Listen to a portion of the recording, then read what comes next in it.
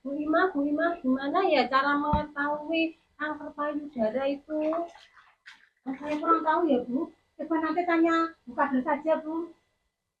Oh, itu Bu Kadir. Bu Kadir, Bu Kadir, sini Bu Kadir. Bu, aku tuh mau nanya. Temenku itu ada yang kena benjolan di payudara. Iya. Itu apa kira-kira kanker payudara bukan ya Bu Kadir?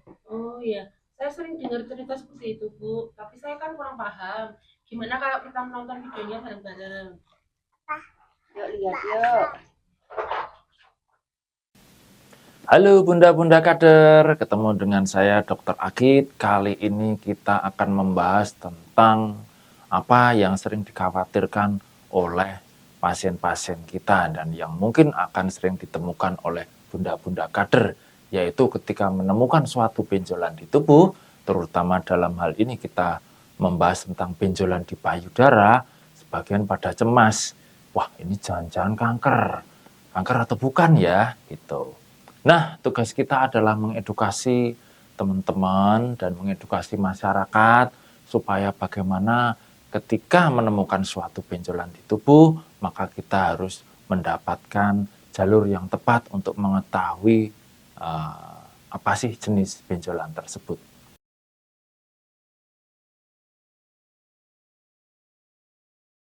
Oke, kita masuk ke sebuah analogi sederhana ya. Ibaratkan tubuh kita ini adalah sebuah taman bunga yang luas. Di tengah taman tiba-tiba ada sebuah rumput liar atau tumbuhan liar yang tumbuh di situ. Tentu kita merasa aneh ya. Nah, tentu apa yang harus kita lakukan selanjutnya? Maka kita harus mengetahui bahwa apakah tanaman liar itu sesuatu yang berbahaya untuk tanaman di sekelilingnya, ataukah itu sesuatu yang baik atau oke-oke aja, tidak masalah, gitu ya. Sehingga untuk mengetahui itu, maka tugas tim medis atau tugas dokter, tugas kami yang berusaha untuk mengetahui apakah benjolan tersebut benjolan yang tidak membahayakan ataukah sesuatu yang membahayakan seperti kanker. Gitu. Kenapa? Karena kanker itu ibarat pohon atau tumbuhan. Dia akan makin lama berkembang dan kemudian bukan hanya berkembang tetapi dia akan mengganggu tanaman-tanaman di sekelilingnya atau organ-organ tubuh lain di sekelilingnya, dan dia mempunyai akar yang bisa masuk kemanapun yang itu akan mengganggu organ tubuh kita. Oke, baik. Ada beberapa pemeriksaan yang akan dokter lakukan untuk mengetahui penyakit atau mengetahui jenis benjolan tersebut. Secara umum kita membagi menjadi dua, yaitu menggunakan alat-alat yang tidak bersifat mengambil jaringan, yaitu hanya melihat di foto saja, ataukah sesuatu yang bersifat mengambil jaringan. Contohnya apa yang tidak mengambil sesuatu? Contohnya adalah menggunakan sinar X-ray. Mungkin bunda-bunda kader sudah sering dengar ya kalau ke rumah sakit batuk-batuk di ronsen gitu ya, di ronsen paru-parunya. Nah, sama juga. Nanti ketika di rumah sakit ada yang namanya mamografi. Itu seperti pemeriksaan ronsen paru-paru.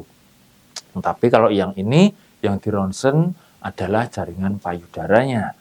Dengan di ronsen itu diharapkan kita bisa mengetahui ketika apakah ada benjolan atau ada sesuatu yang mencurigakan di dalam jaringan payudaranya. Kemudian pemeriksaan yang kedua adalah USG. USG itu apa sih? Mungkin kalau bunda-bunda kader atau masyarakat yang pernah hamil, kemudian periksa ke bidan atau ke dokter, kemudian dilakukan pemeriksaan sesuatu yang ditempelkan di perut, kemudian untuk mengetahui janinnya kondisinya bagaimana. Nah, itu adalah USG, yaitu dengan menggunakan gelombang suara.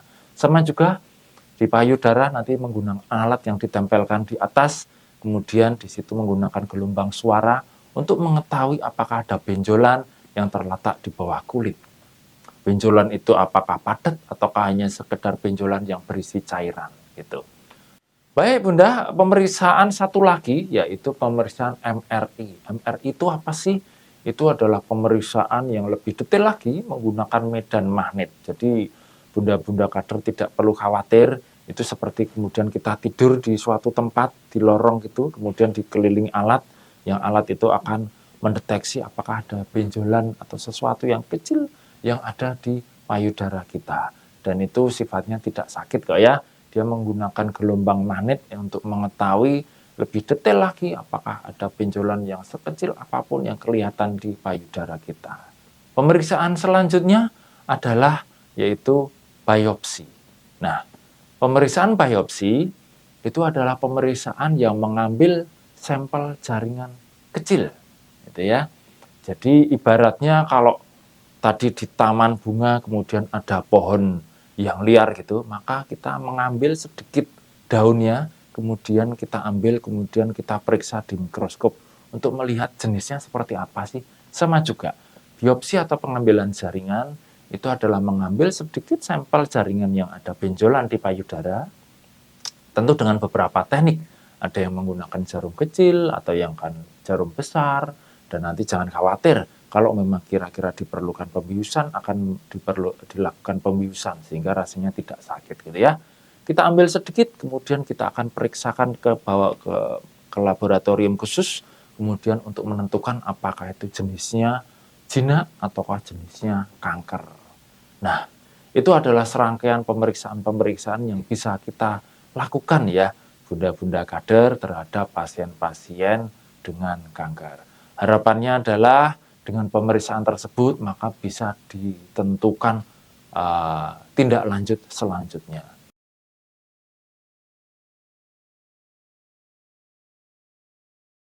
Misalnya nih bunda kader, ketika kita sudah menentukan pemeriksaan tersebut dan kita dapatkan, oh ternyata kok hasilnya ganas gitu ya, jangan khawatir. Maka dokter akan melakukan pemeriksaan selanjutnya. Pemeriksaan selanjutnya seperti apa sih? Yaitu pemeriksaan menentukan stadium. Menentukan stadium, apakah dari stadium yang masih awal banget atau stadium dini, sampai stadium akhir yang kita sebut stadium 4.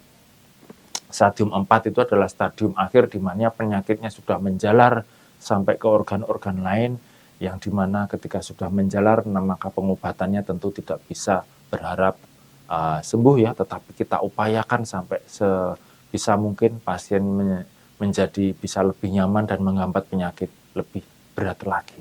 Tetapi kalau pada stadium yang selain stadium 4, stadium 3 ke bawah atau stadium dini, maka kita bisa upayakan sebisa mungkin, semaksimal mungkin untuk sembuh dan penyakitnya tidak kambuh lagi. Oke, begitu bunda-bunda kader, saya kira untuk pasien-pasien kita, untuk teman-teman kita dan masyarakat kita yang masih takut atau ragu untuk memeriksakan kondisi benjolan, maka sebaiknya tetap memeriksakan supaya bisa diketahui lebih dini dan bisa dilakukan penata laksanaan lebih dini. Oke, terima kasih bunda-bunda kader, tetap semangat. Wah, ternyata banyak sekali yang bisa dilakukan untuk pemeriksaan. Ternyata saya kira benjolan itu pasti ya ada kankernya.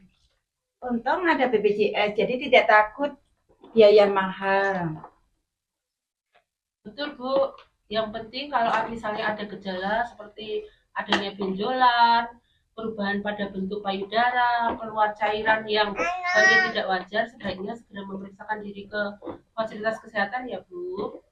Terus kalau nggak mau diperiksa, bagaimana cara meyakinkan biar mau diperiksa? Oh iya Bu, kita bujuk aja Bu, kita rayu Bu, supaya sebenarnya kalau benjolan itu belum tentu kanker, karena itu kalau kita secepat mungkin mendeteksi, memeriksakan diri, mungkin pengobatannya akan lebih efektif Bu, karena nggak semua benjolan itu kanker. Nah, benar juga ya, besok saya ajak saudara saya yang ada benjolan untuk periksa ke puskesmas atau ke rumah sakit. Iya Bu, semakin banyak orang yang sadar akan pemeriksaan, semakin banyak nyawa yang akan terselamatkan.